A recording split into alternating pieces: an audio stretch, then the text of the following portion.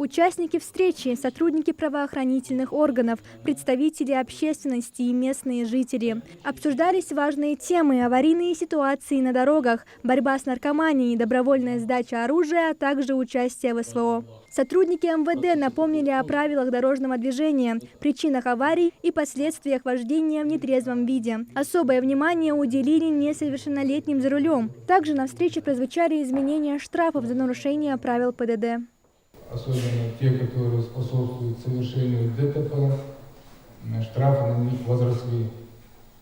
Также сократился срок добровольной оплаты. Раньше было, если в течение 20 дней нарушитель оплачивает штраф, он оплачивает 50%. Сейчас 75%.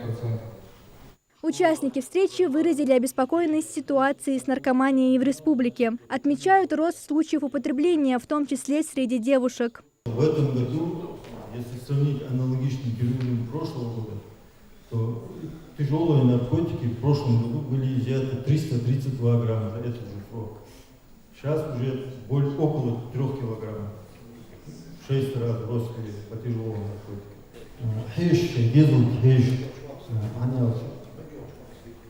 Уже по конечной стадии, последней инстанции, уже заняться срок, до нас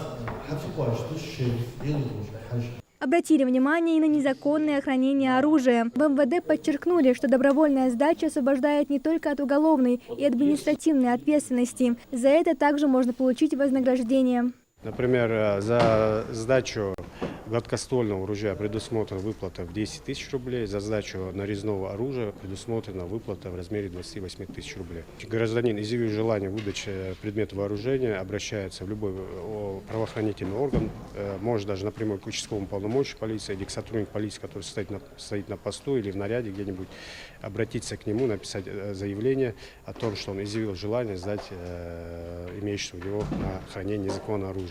Подобные мероприятия проходят в каждом населенном пункте в республике. Этот круглый стол стал последним в серии встреч, которые прошли в рамках обсуждения актуальных проблем безопасности и правопорядка. Марьям Батта, Абдулла Тангиев, Магаз 24.